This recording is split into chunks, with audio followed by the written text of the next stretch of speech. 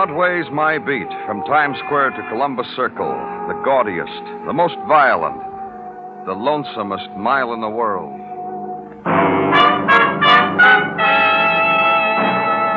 Broadway's My Beat, with Larry Thor as Detective Danny Clover.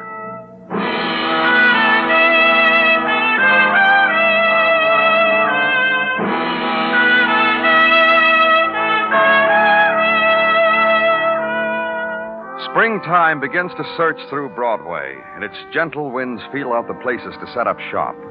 The push carts of the flower vendors where the promises are wrapped in tight buds of faint color. A child's ribboned silken hair sighed across the winter-pinched face.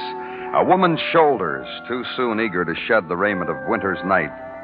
In the spring songs choked out of loudspeakers, in the inviting sidelong glance, in the barefoot padding through sun-warmed corridors, here is spring for Broadway. Innocent, nostalgic as the music of the organ grinder, to which monkeys dance, to which Broadway sighs, remembers, tries again.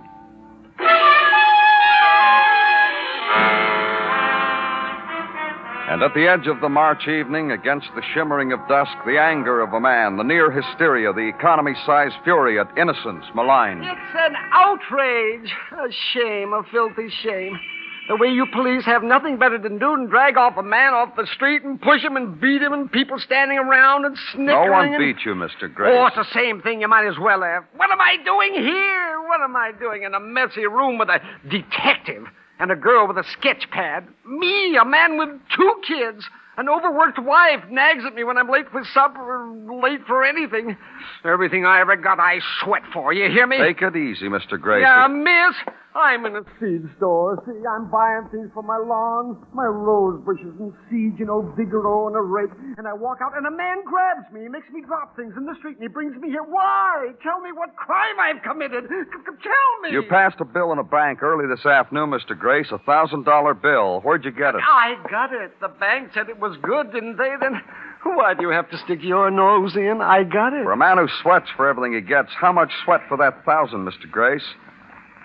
A bill the bank recognized from serial numbers as one from a 5-year-old payroll robbery where a pay messenger was murdered. How much sweat for it, Mr. Grace? I don't know what you're talking about. I bought it. I bought it from a man on 45th and Broadway. He said I could have it for $250. I laughed in his face. But you bought it, and so cheap. Well, I laughed in his face at first, but when he said he'd go to the bank with me and prove to me it was good. This man, was he Les Cheney? I don't know who he was. I never saw him before. Maybe I can freshen it for you, Mr. Grace. Cheney was a man we believed responsible for the robbery and murder. We couldn't prove it, though. We never found the money. But he was sent up for possession of narcotics. He's out now. Les Cheney sell you that bill? I don't know. Maybe it was him. I told you I never saw the man before. $1,000 for almost nothing. Wouldn't you have bought it? Let's pretend we're friends. You would have bought it, huh? Miss Holland here's an artist, Mr. Grace. She'll sketch a drawing while you describe the man who sold you the bill. Go ahead, Mr. Grace. Well, I thought she was doing a drawing of me. I thought Describe him. Well, describe him.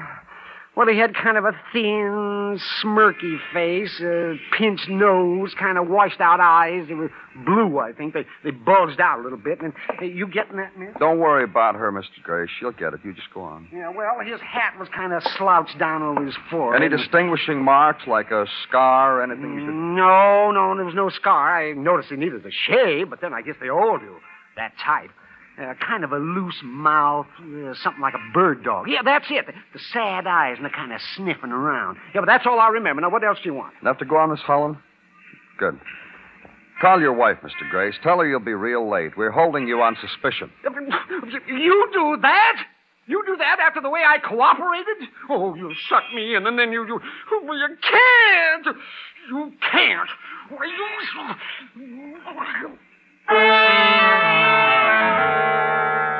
And watch the protest die in his throat, the shoulders slump, his face fall apart and reassemble into shock. Myron Grace, citizen, family man, provider of wife and children and a lawn and rose bushes, with suddenly a new identification, a name on a police blotter, be held for further questioning in connection with the murder. So turn him over to the sergeant and the artist and leave.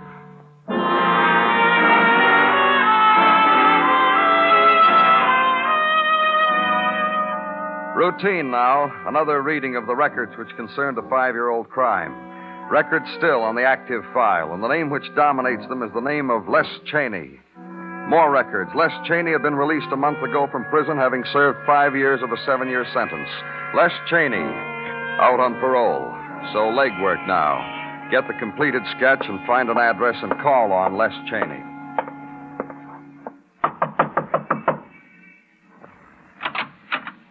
Yes? Mr. Cheney? Who are you? Danny Clover. I'm from the police. Let him alone, will you? Les is out now. He's behaving. He's trying to get him a job, so let him alone. Mind if I come in? I'm not going to say no to a cop.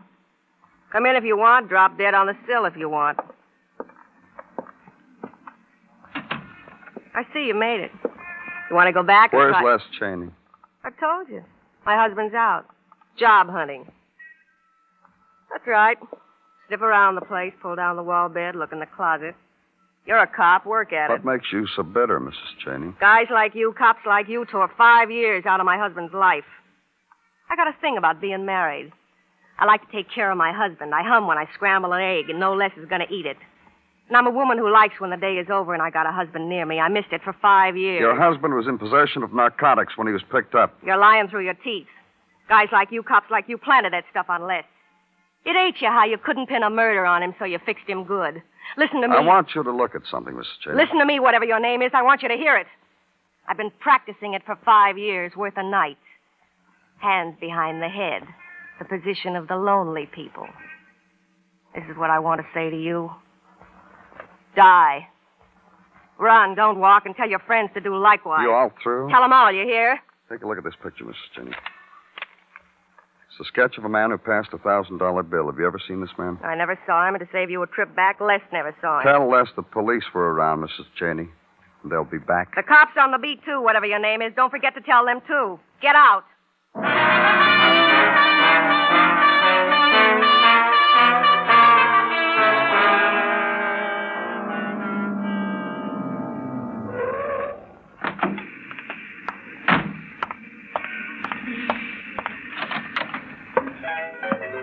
It's just what your mom hopes she'll send her from the big city, soldier.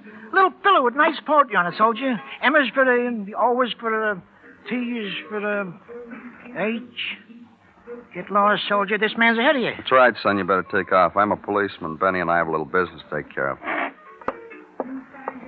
Hi, Benny. Sit down, Danny. Sit down. Proud of me, huh?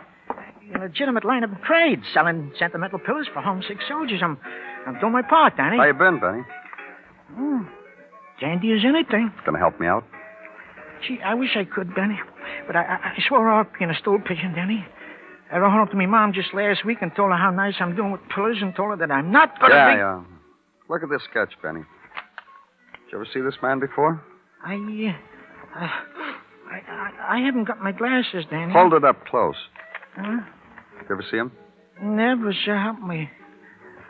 Don't look like that, Danny. I don't lie to you. This man's been passing hot money. Counterfeit, huh? From a messenger holdup and shooting, murder.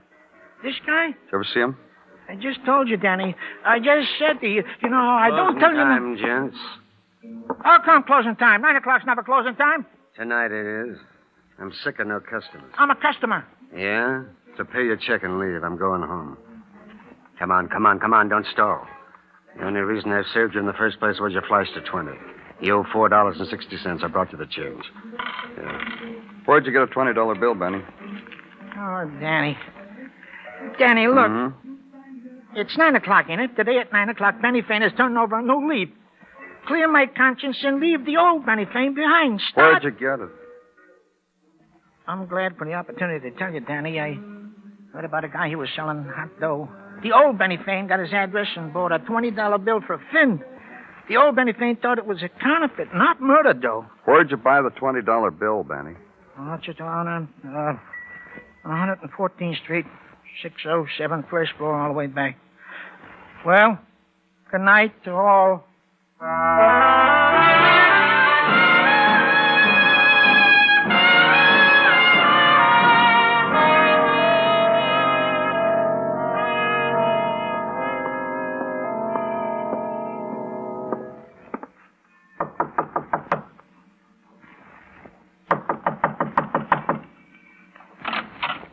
If you're looking for Sylvia, mister, she's not here. And I've searched everywhere. Under the bed, under the liquor bottle. Who are you? Just a lonely redhead looking for an old girlfriend I lost somewhere in a bar one dim day long ago and far away. All of a sudden, lonely me remembered Sylvia. Remembered she told me she lived here. Let's go inside, huh? I tell you, the girl's not here. I guess you can come on in. Sylvia won't mind. Well, you're in. Do something. Say the kind word. I'm from the police. Who are you? Joan Carson. Will make a faithful and obedient servant. Have references. Say the kind word. No Sylvia lives here, Miss Carson. This room belongs to a man who's selling hot money. You heard about it and came to buy from him. You greedy for easy money, Miss Carson? It's a proverb for the redheads. Money comes easy, goes easy. Who needs to walk the length of a grimy hall for it? Wait in an empty room for it. No one was here. Who let you in? A graceful movement of my soft, dainty hand. I knocked. No answer. I tried the knob. It turned. Sylvia wasn't here. I thought to wait. How long you been waiting? A half minute, a whole minute maybe, before you knocked. Ask the teenage boys on the front stoop. They all noticed my entry. Commented, too, in their kindly fashion. You don't know anything about the man who lives here. Turn around and look, mister. Look. Could that be him, that walking death in the doorway? Could that be him? He fell before I could get to him. Fell in the limp, loose way of men who were already dead. His hands were wet with the flow of his blood where he'd held the bullet wound. His mouth shaped a word.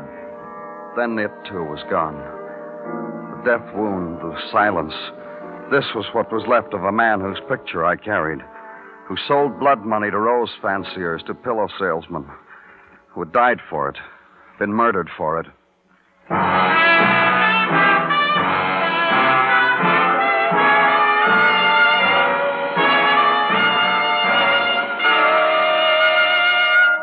You are listening to Broadway's My Beat, written by Morton Fine and David Friedkin, and starring Larry Thor as Detective Danny Clover. Every day of the year, the Red Cross is helping humanity somewhere. Servicemen rely on it. Disaster victims owe their lives to its prompt help. Communities everywhere know its day-by-day services. All these countless ministries are financed by your contributions. Won't you answer the call to make this year's contribution larger than ever?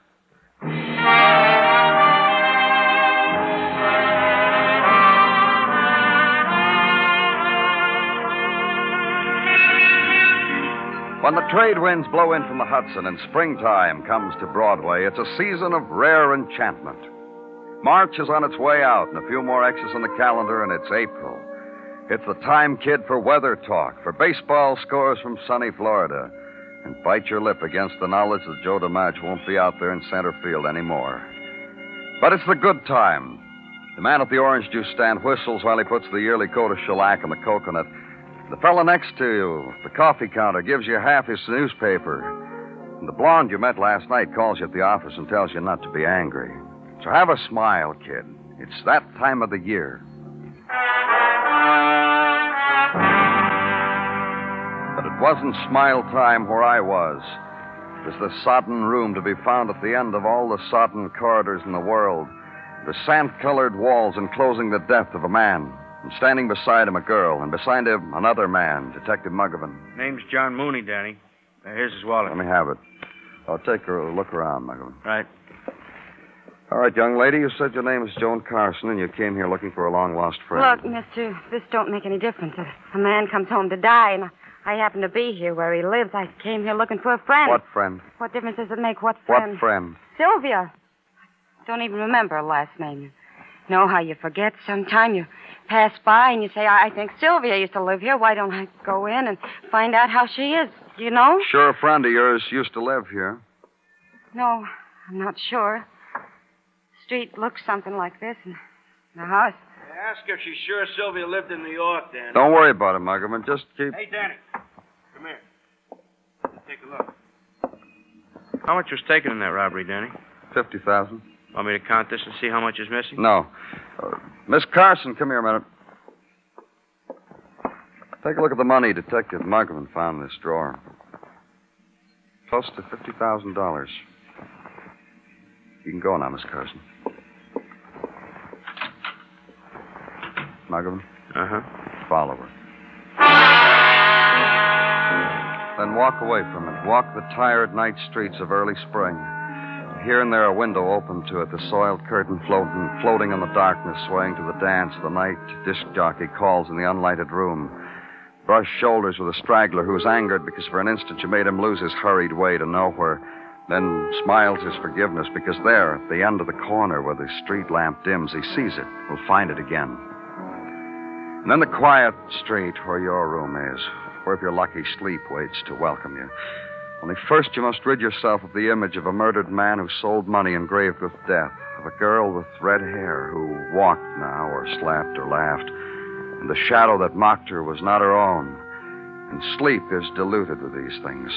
And finally, sleep runs out.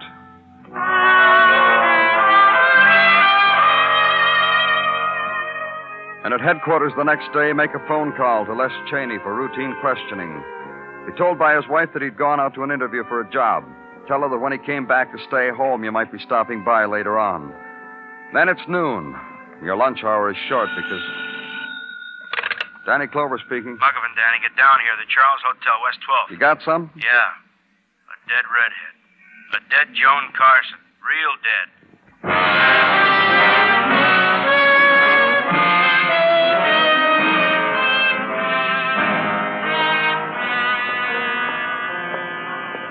Let me through here. Let me through, please. I'm from the police. Hey, Danny? Medical examiner's taking What care happened, Muggavan? I thought I told you to follow her. I thought I said... Why do you think I'm here, Danny? Tell me what happened. I followed the girl home. That's where she went when she left that flea bag last night. She went to her apartment. Straight to her apartment? If she hadn't gone straight to her apartment, this wouldn't be the story I'm telling you, would it? Go on. Straight to her apartment. At 2 in the morning, I got Florio to relieve me. I went home, straight home. At 9 this morning, just as the girl was leaving her apartment, I relieved Florio. She went out to breakfast shop, made no phone calls, and came back here about an hour ago for lunch. As she came down here to the ladies' lounge, I waited outside the door. About 10 minutes later, there was a scream. The attendant found the girl at a dressing table with a knife in her back. That's it. People coming in and going out, you know. Okay. It's just this, Danny. This key. I found it in her bag. 607. That's John Mooney's room, isn't it, Danny? Yeah. Let me have it. See you around, Detective Muggavan.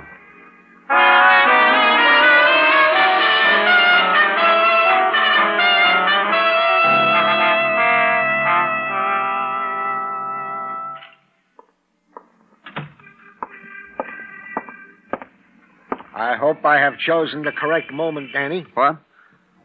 What are you talking about, Gino? The moment of please disturb or the moment of please do not disturb. I took a flyer and chose the former. I hope I have not overstepped the bounds of a 12-year-old sergeancy. This is your better day, Gino? The lot of a sergeant, Danny, all propaganda to the contrary notwithstanding, the lot of said sergeant, after 12 years of faithful and obedient service, is not a merry one. 12 years is a long way to go to the delicatessen for sandwiches for the boys. 12 years is sticking the nose in the dusty files and records. You'll get your promotion, Gino. Ha! Promotion. Ha, ha. This same stale crumb I off-tossed to the patient strain to the breaking point, Mrs. Tartaglia.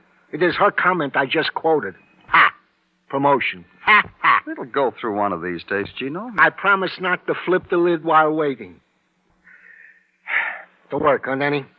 If you wish. My burden, my refuge. Anent Les Cheney, once suspected thief and murderer in that payroll robbery of some years former. He has still not come home. He is still at large, violating his parole, no doubt. You think he's mixed up in this, Gino? It matters to anyone what a 12-year-old sergeant thinks? Let's proceed, shall we? Whatever you want, Gino. Anent John Mooney, deceased by murder, that he was a pickpocket whose name was inscribed as such in our archives practically from the moment of the laying of the cornerstone. The key to his room was in Joan Carson's purse where Muggavan found it. What? Oh, just tell me what you got on Joan Carson. I was coming to her, Danny. Sorry. It's one of the wounds that leave no apparent scars. How you higher-ups never expect I said I me... was sorry, Gino. Accepted. And then Joan Carson, alleged murderer of Mooney, a girl also with a record of possession of narcotics. What? In the month of October, the year 1943, picked up in her apartment, together with one Les Cheney by the narcotics boys. Sentence. Served a year on the island. With Les Cheney, the same The Cheney... very same. I am dismissed, Lieutenant. Oh, Gino... I hope I have been of some service. Good day, Lieutenant. And good hunting. Danny... I didn't mean... Not you. It's the other... You did good, Gino. Real good. Mrs. Tartaglia will be proud of you. Go home. Tell her.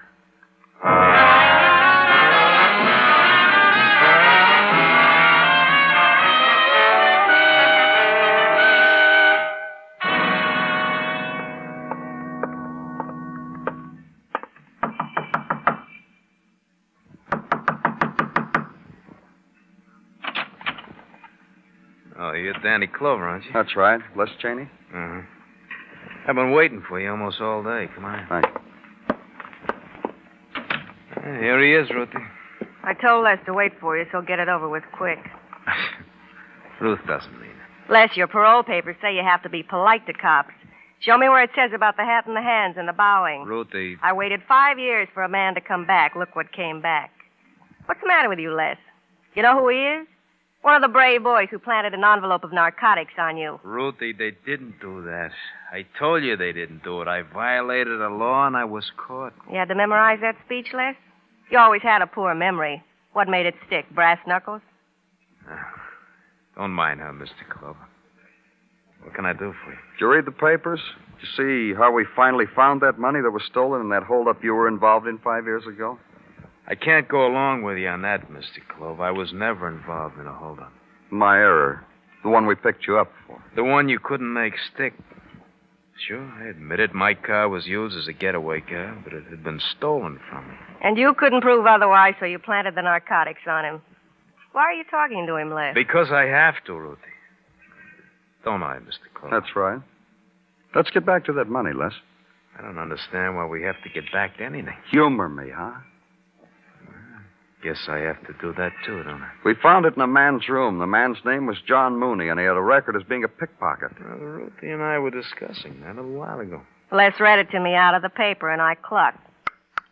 I was wondering how he got that money, Les. I wouldn't know.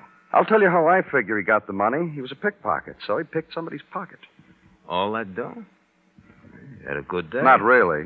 He got killed for it. So he didn't have a good day. Go argue with a cop. We know who killed John Mooney. I said we... All right.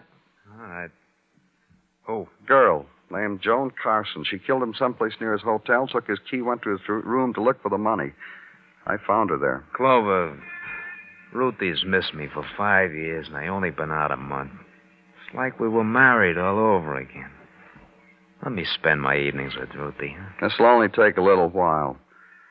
The thing that bothered us less was who Joan Carson was and how she knew where to find the money. You know who she was? You tell me, Mrs. Cheney. You tell him, Les. Tell him. Sure. I once knew her, Mr. Clover. Long time ago. I knew a lot of addicts a long time ago. It still bothers us, Les, how she knew where the money was. We couldn't find it for 5 years. How do I know what she knew? You're in jail for 5 years. We never saw a dollar of that $50,000 that was stolen. You get out, it starts circulating. You still want to pin it on him, huh? Let me tell both of you how it all ties together. You did commit that robbery and murder, Les. Somewhere the money was hidden. You get out, get the money, take it someplace to get rid of it at a discount. A wise boy like you gets his pocket picked. Then the money starts showing. I don't think you're going to prove it this time either, Clover. That's what held me up so long, Les. A bright boy like you gets his pocket picked. I couldn't believe it, but I had to come back to it. Like I said, you still need proof. Maybe you're right. We've still got another problem. How are we going to get your wife to admit she killed Joan Carson? How are we going to do that, Les? You kidding? Get him out of here, Les. Wait a minute. Clover, how do you figure Ruthie killed Joan? How'd you figure it, Les? You figured? Ruthie? You need help, Les? Yeah. Yeah, help me. Your wife kept that $50,000 for you while you were in jail, didn't she? Hid it someplace. Take it from there. See what happens. You crazy, Les? Shut up. Come on, Clover, take it from there. You got out, you gave your wife that money, then you lost it. What did you tell your wife when you lost it? I told her I lost it. Lost it. Lost it to that redhead. You killed her, didn't you? Didn't you? Listen to me, Les. Now, you listen to me. That's what I told you. That money was stolen. The pickpocket recognized me and called me and tried to sell it back to me. I didn't have any money to buy it. And you sent that redhead for it. Why didn't you send me? Because I'm not beautiful anymore after waiting for you? Because I don't dip my head in henna? Because I don't own a slip that's not frayed? Look what she did to you. She crossed you, killed, and was going to keep that money for herself. No, she wasn't. She was going to come back to me. Oh, no. Oh, no, Les, not her. Not Miss Joan Carson. I took care of that. Killed her? Killed her, Les. Followed her and killed her. For you. For the past 5 years. For the years you were going to make up to me. For the years I lie there with my hands behind my head. Just to me, Les. To no one else. Mr. Clover. Yes? Take us away together.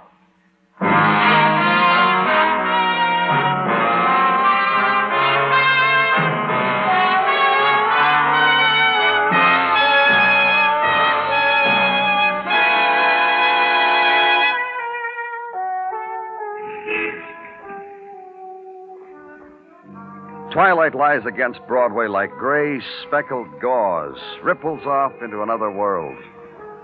The street of the hurry-up steps, the fast questions, glances, the seekers after the special smile.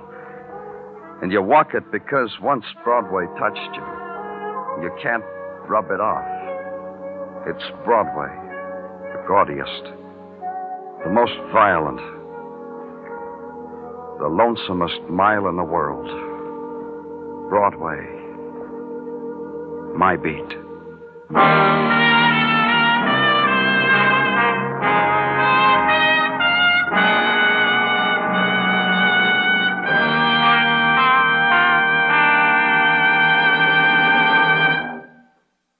Broadway's My Beat stars Larry Thor as Detective Danny Clover, with Charles Calvert as Tartaglia and Jack Crucian as Muggavan. The program was produced and directed by Elliott Lewis. Musical score was composed by Alexander Courage and conducted by Marlon Skiles. In tonight's story, Charlotte Lawrence was heard as Ruth and Anthony Barrett as Les. Featured in the cast were Georgia Ellis, Howard McNear, and Leo Cleary.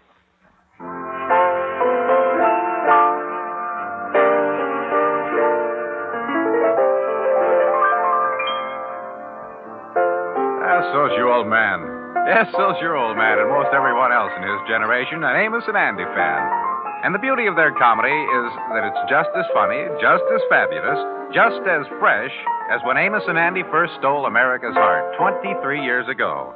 Tomorrow night on most of these same CBS radio stations, listen and laugh with Amos and Andy.